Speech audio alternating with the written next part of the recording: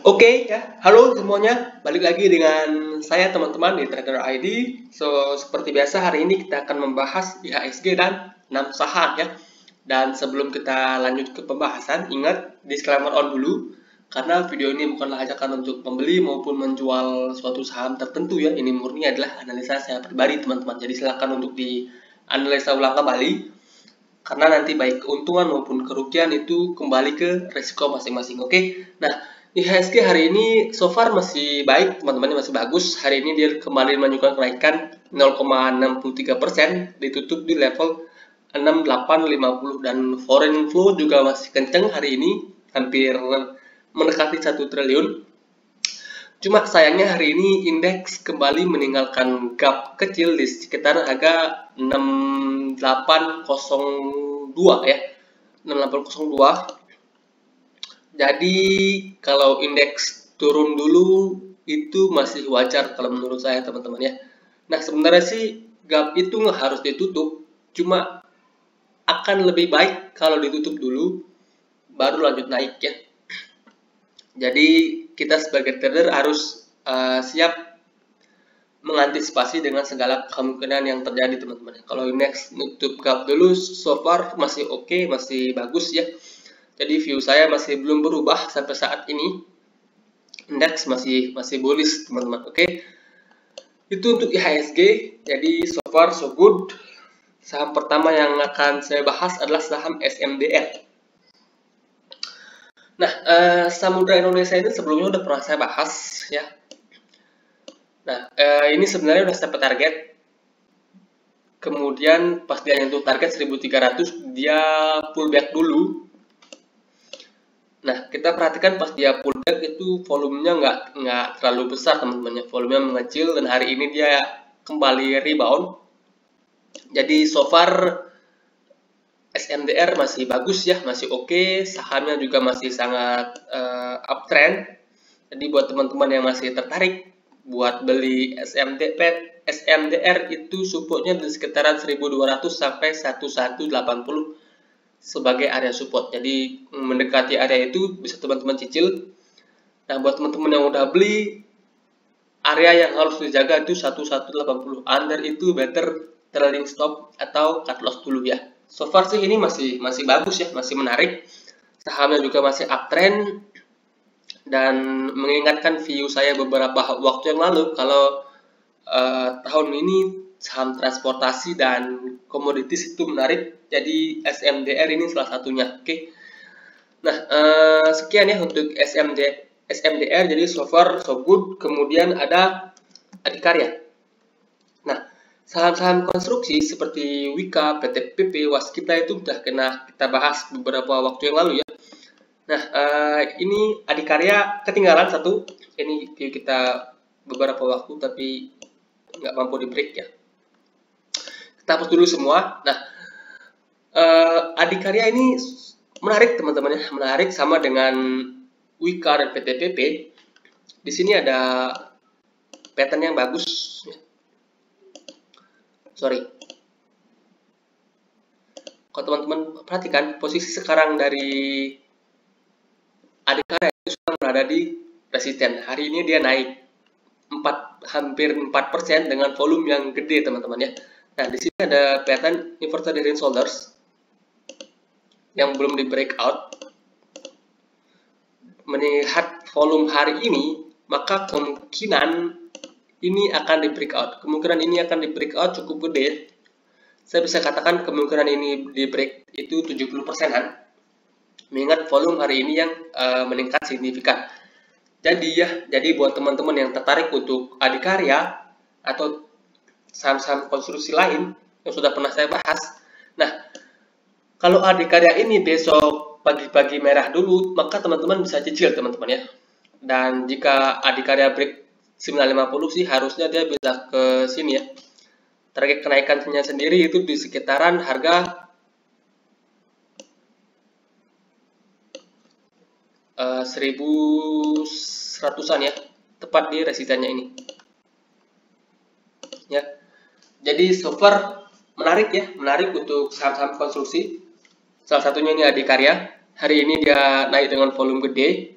Jadi possibility untuk di break ini inverted head and shoulders-nya itu bagus teman-teman ya. Nah, sekian ya, itu untuk adikarya. Jadi so far masih bagus. Kemudian ada BBKP. BBKP ini udah kita bahas beberapa waktu yang lalu ya. Nah, kita pernah bahas BBKP waktu dia merah ini, dan kita sarankan untuk tunggu rebound baru entry. Nah, di sini dua candle ini sebenarnya menandakan kalau BBKP itu udah rebound teman-teman ya. So far sih ini masih bagus ya, so far masih bagus.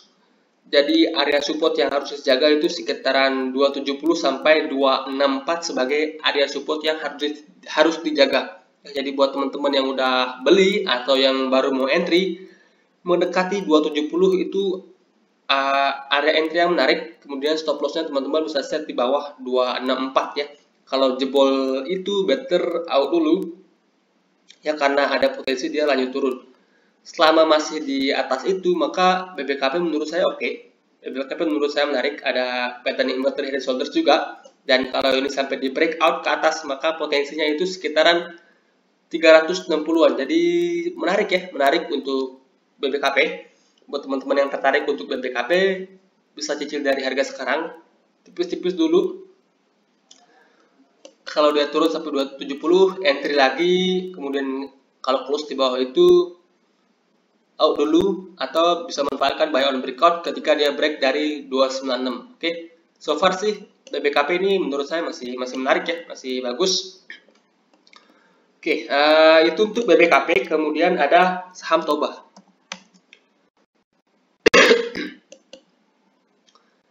Nah, Toba ini juga masih menarik kalau menurut saya. Menurut saya Toba ini masih menarik, dimana pada pembahasan sebelumnya saya sarankan untuk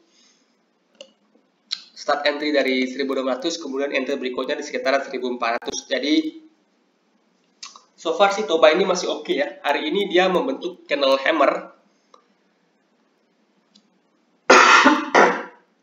Sorry ya. Hari ini ada candle hammer di mana sempat menyentuh level low-nya di 1440 ya. Jadi buat teman-teman yang udah cicil-cicil beli sebelumnya, menurut saya ini masih oke ya. Trennya juga masih dalam, maksudnya harganya juga masih dalam channel uptrend yang bagus. Kalau dia jebol ini baru teman-teman bisa exit. Jebol 1340-an baru teman-teman bisa exit di Toba ini. Jadi Toba ini so far masih oke, dan katalisnya juga masih oke, trennya juga masih bagus. Dia turunnya juga dengan volume yang relatif wajar ya.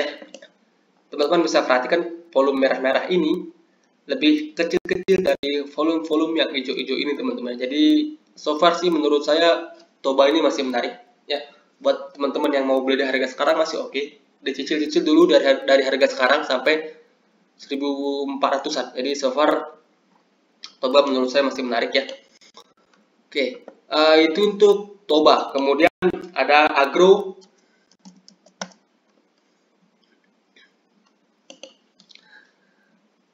Agro hari ini juga menarik teman-teman ya. Agro juga hari ini menarik. Oke, tunggu sebentar ya. Oke, ini untuk Agro. Hari ini dia naik 8% lebih ya, dengan volume yang meningkat signifikan dari volume kemarin ya. Kalau teman-teman perhatikan Agro, di sini dia ada pattern yang bagus. Sorry. Ya, kalau teman-teman perhatikan Agro, di sini dia ada pattern yang bagus, ada potensi dia membentuk pattern yang namanya ascending triangle teman-teman ya. Dimana kalau ini neckline-nya ini 1450-an ini mampu di break ke atas, maka potensinya itu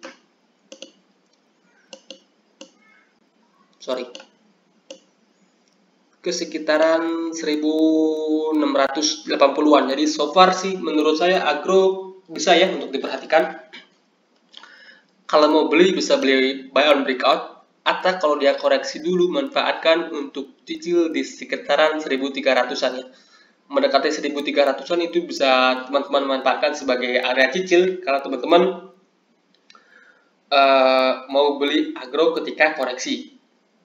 Kalau dia langsung break ini 1460, maka teman-teman bisa buy on breakout dengan target kenaikan setidaknya menurut saya dia bisa ke 1.600-an ya untuk jangka pendeknya. Kalau ini mampu di break lagi 1.680 harusnya mungkin ya untuk agro. Jadi so far agro ini menarik ya. Jadi saham-saham yang kita bahas tadi, kelima saham yang kita bahas tadi semuanya dalam posisi yang menurut saya cukup menarik. Kemudian, nah yang terakhir ini nggak menarik ya.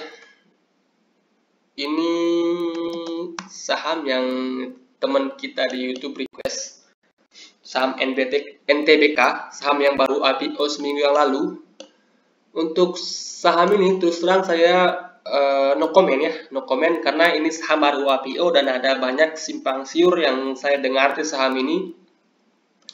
Cuma kalau kita bahas secara teknikal di sini dia ada bearish pennant. Ini karena trennya masih turun, maka ini bearish pennant atau ini bisa berfungsi sebagai triangle kalau dia di break ke atas ya. Kalau ini ya 1110 ini mampu di break, maka dia ada potensi lanjut ke sekitaran 130-an.